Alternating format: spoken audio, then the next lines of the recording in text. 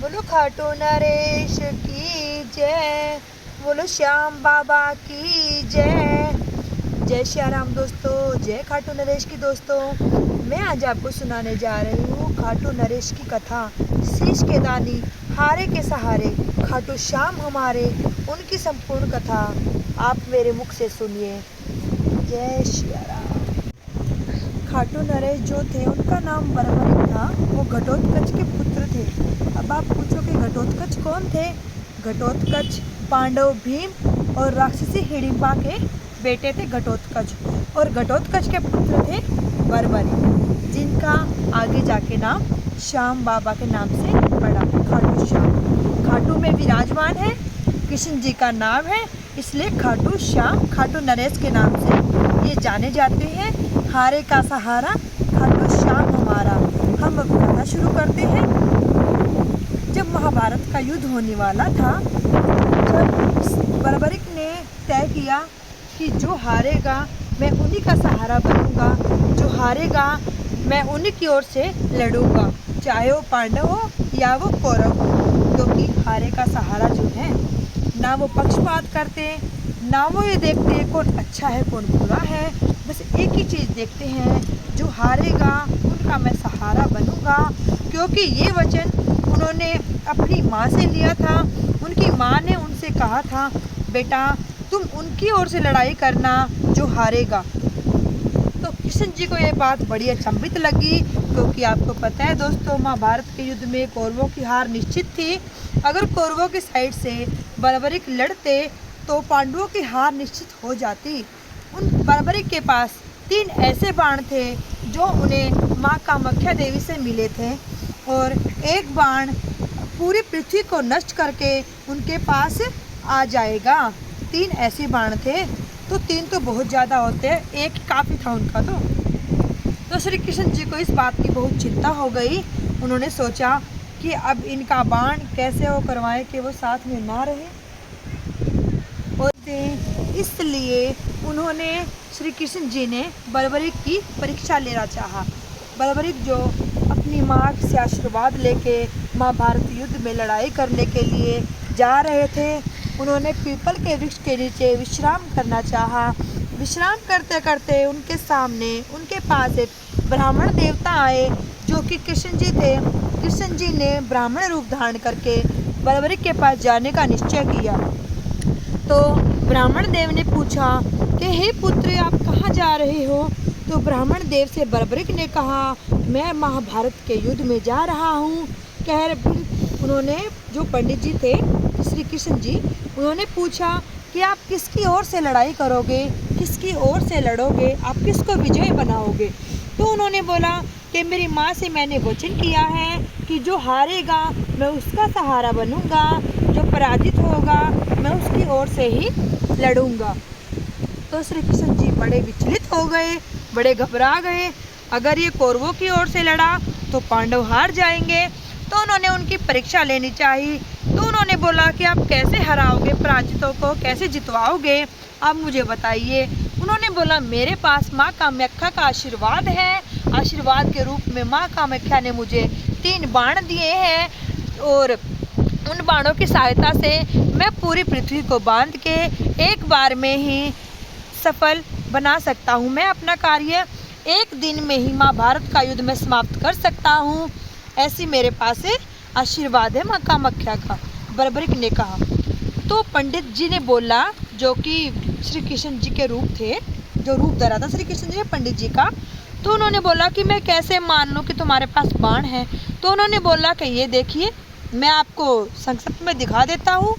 तो उन्होंने बोला कि ऐसा मैं क्या करूँ जो आपको यकीन हो जाए कि मेरे पास माँ कामाख्या का आशीर्वाद है। उन्होंने क्या किया कि आप पूरे पीपल के पत्तों को बांध के और आपके पास बाण आ जाए, मुझे प्रूफ करिए। प्रूफ का मतलब होता मुझे दिखाइए, ये आप बताइए। पंडित जी ने बोला। तो बरबरिक जी ने क्या करा, अपना एक बाण निकाला और पूरे पीपल के पत्ते को छेद दिया। एक पीपल का पत्ता पंडित जी के पैरों के इर्द गिर्द घूम रहा था। तो बरबरिक जी ने बोला कि पंडित जी, हमारे से चतुराई मत कीजिए, आपके पैर के नीचे एक पत्ता है, उसको बांधने के लिए मेरा बाण बहुत आतुर है। कृपया करके आप अपना पैर हटा लीजिए, वरना ये छेद होके बाण को बांध के मेरे पास वापस आ जाएगा। तो श्री कृष्ण जी को यकीन हो गया। जब श्री कृष्ण जी ने बोला कि हे धन्य भाग हमारे, जो आपके दर्शन हुए, माँ कामाख्या का आशीर्वाद सफल हो, तो उन्होंने ऐसा बोलते हुए अपना असली रूप धारण कर लिया। श्री कृष्ण जी ने विराट रूप धारण किया और बर्बरिक ने उन्हें दंडवत प्रणाम किया और बोले, हे प्रभु, मांगिए, आपको क्या मांगना है प्रभु? अगर आपकी जो भी इच्छा है, मैं जिस चीज़ में सक्षम हूँ मैं आपको जरूर प्रदान करूँगा प्रभु। आपके दर्शन हुए, अति दुर्लभ दर्शन हुए प्रभु, आपकी जो इच्छा आप बोलिए प्रभु, मैं आपकी हर इच्छा को पूरी करूँगा। तो श्री विष्णु जी कृष्ण जी ने बोला कि मैं तुम्हारा शीश का दान मांगता हूँ। तो शीश के दान से पहले बर्बरिक ने बोला कि मुझे पूरे महाभारत का युद्ध देखना है। अगर आपने शीश का दान ले लिया तो मैं भारत का युद्ध कैसे देखूंगा? महाभारत का युद्ध देखने के लिए मुझे अपना शीश चाहिए। तो उन्होंने बर्बरिक को आशीर्वाद दिया कि जो तुम मुझे दान में शीश दे रहे हो वो महाभारत के युद्ध तक जीवित रहेगा, आप पूरा महाभारत का युद्ध देखोगे। ऐसा बोलकर पीपल के पेड़ पे वो सर लटक गया, जो देखने के लिए दूर दूर जो पूरा महाभारत का युद्ध फैला हुआ था, वो सारा दृश्य बर्बरिक ने देखा। और बर्बरिक को देखने के बाद फिर जब महाभारत का युद्ध समाप्त हुआ, उसके बाद कोई नहीं बचा कि जो जिसको बता सके क्या हुआ क्या नहीं हुआ, पूरे महाभारत में क्या चला, क्योंकि सब युद्ध में ऐसे विचलित थे, ऐसे मतलब बिजी तक व्यस्त थे, जो अपनी जीत के लिए बस लड़े जा रहे थे। किसी को नहीं पता था कि क्या हो रहा है क्या नहीं हो रहा।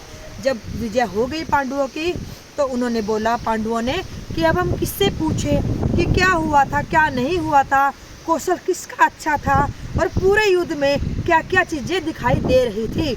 तो श्री कृष्ण जी ने बोला, चलो मैं आपको एक ऐसे शख्स के पास लेके चलता हूँ जिसने ये पूरा युद्ध देखा है और जो हमेशा सच बोलता है और जो हमेशा हारे का सहारा बनता है, उसका नाम है बर्बरिक। तो श्री कृष्ण जी पांचों पांडवों सहित बर्बरिक के पास गए और बर्बरिक से पूछा, बर्बरिक आपने क्या देखा? बर्बरिक ने बोला, मुझे पूरे महाभारत युद्ध में बस दो ही चीज़ दिखाई दी, मुझे और दो चीज़ों के सिवा मुझे और कुछ भी नहीं दिखाई दिया। तो बर्बरिक से पूछने के बाद श्री कृष्ण जी ने कहा, बताइए बर्बरिक जी, आपको वो दो चीज़ें क्या क्या दिखाई दी? तो बर्बरिक जी ने बोला, मुझे एक द्रौपदी का खप्पर और एक श्री कृष्ण जी का चक्कर, श्री कृष्ण जी का चक्कर दिखाई दे रहा था और एक साइड द्रौपदी का खप्पर दिखाई दे रहा था। श्री कृष्ण जी शीश काटते जा रहे थे और द्रौपदी उनका खून पिए जा रही थी। बस मैंने वो दृश्य देखा।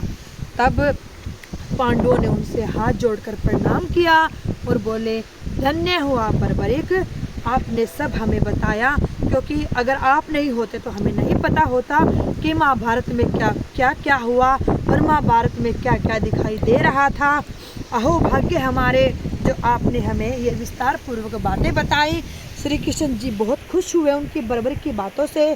तो उन्हें बोले कि मैं आपसे बहुत प्रसन्न हूँ बर्बरिक, मांगो, क्या वरदान मांगते हो?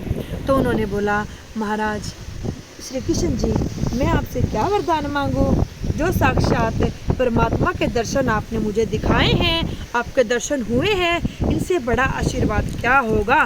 श्री कृष्ण जी फिर खुश हुए। श्री कृष्ण जी ने वरदान दिया बर्बरिक जी को, कलयुग के अंत तक आपको श्याम बाबा के नाम से जाना जाएगा, जो कि मेरा सबसे सुंदर नाम है। श्याम सलोना, श्याम सुंदर। खाटू में आप वास करोगे, इसलिए आपको खाटू श्याम बोला जाएगा, खाटू नरेश बोला जाएगा। आप हारे के सहारे बनोगे, आप रंक को राजा बनाओगे, राजा को रंक बनाओगे। जो अच्छे कर्म करेगा वो राजा बनेगा, जो बुरे कर्म करेगा वो रंक बनेगा। आप हमेशा अच्छा ही चुनोगे, हर अच्छे के साथ अच्छा करोगे, बुरे के साथ बुरा करोगे। हारे का सहारा श्याम बाबा हमारा, खाटू नरेश की जय। ये थी श्याम बाबा की कथा। अगर आप लोगों को अच्छी लगी हो तो हमारे चैनल को सब्सक्राइब करें, लाइक करें और शेयर करना मत भूलिए। बोलो खाटू नरेश की जय, गंगे मैया की जय।